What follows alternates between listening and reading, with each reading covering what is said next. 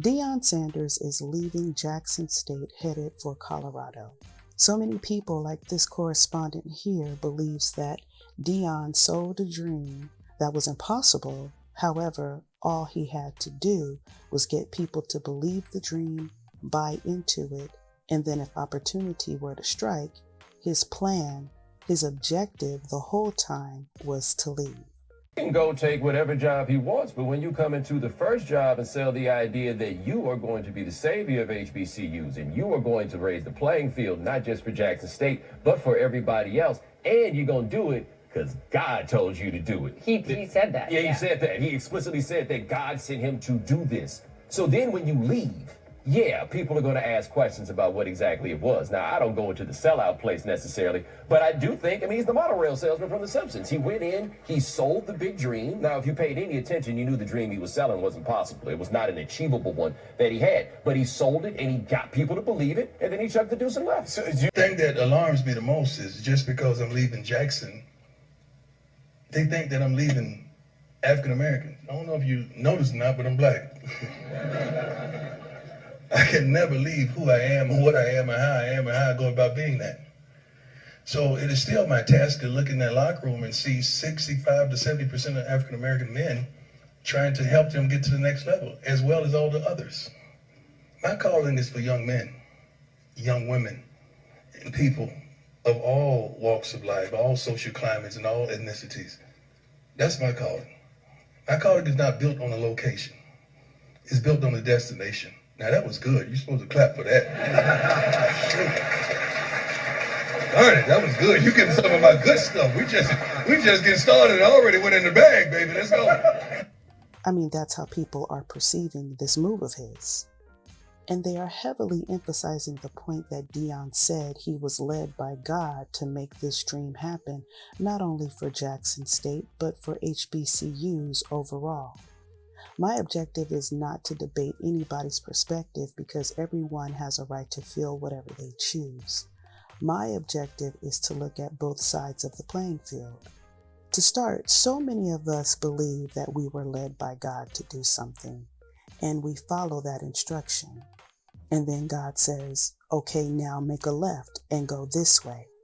So you were going straight, and then God navigated your directions to go a different way. Because for those of you who believe in God like myself and have walked with him for quite some time, you know that God will never give you the full story from the beginning to end.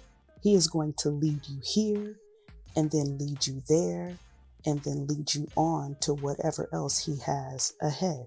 He will only give you enough sight to see to the corner, but not enough to know what's around the corner. That in itself is called led by faith. But let's say Deion never mentioned anything about God and what he was told, and let's just say he told everybody that he felt compelled to do this for Jackson State. Okay, and let's say the complete dream didn't come to fruition. However, what he did hadn't been done, which speaks to accomplishment. Therefore, if an opportunity strikes, is he required to stay in place until what is deemed as the impossible dream completed? Is it okay to go back and reassess and say, okay, this was my objective at Jackson State. It didn't happen, not because of me, but because of external conditions. Now I have another opportunity to take what I provided here at Jackson and apply it over there at Colorado. What would you do?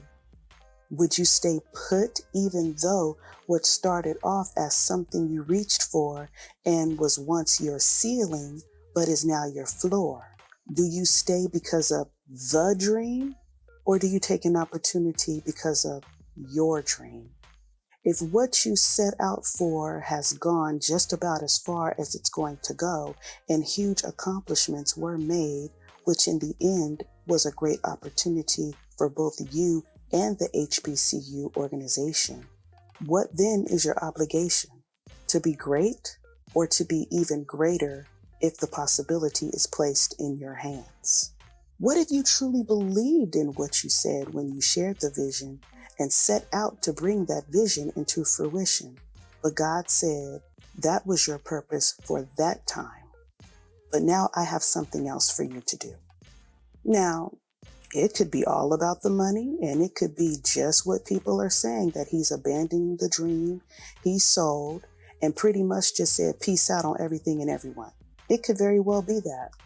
But when you consider all things that we reach for in life and opportunities become stepping stones for even a greater purpose, what would you do? That is the question. Thank you for joining me. Don't forget to like, subscribe, and put something in the comments. Let me know. Share your thoughts. I'm quite interested. If you sit and think about it, what would you really do? There's no wrong or right answer. It's all about perspective. Until next time, peace.